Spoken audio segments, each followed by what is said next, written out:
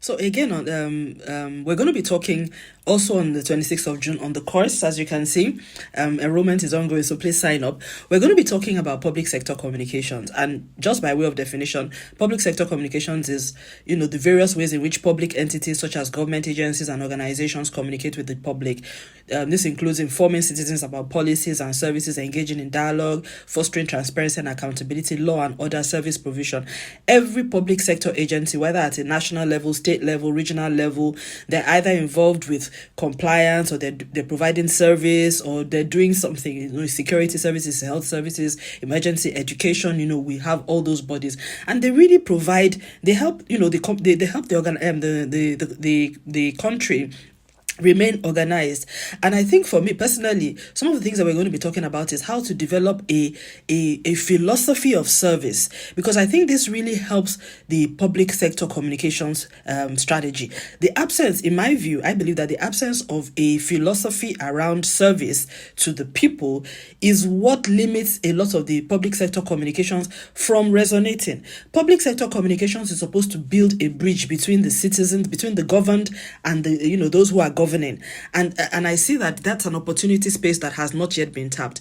I do also realize that a lot of public sector holders, they want to be seen as doing a good job. They want to have a good reputation, but they're not doing what they need to do to manage their reputation well.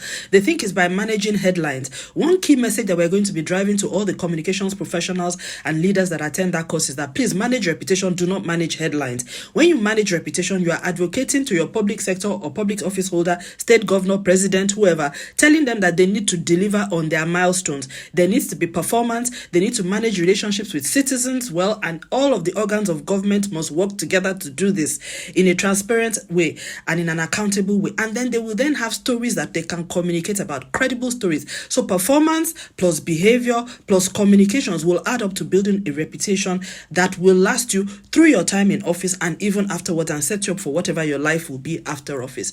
That is what political communications and public sector communications and public sector communicators should be concerned with. You should be concerned with building trust. You should be concerned with managing the reputation of the agency or the government that you support, as well as the leaders in that agency. You should also be interested in building trust with the citizens and with stakeholders, not just be focused only on the ruling party, which is what we always see. And also, please do not allow politics to overwhelm everything that you're doing, because at the end of the day, the public sector official has a job to do. Unlike the politician that can stand on the podium and just be talking all kinds of things in the everyday, the public sector official has a job to do. So do your job and then communicate about it.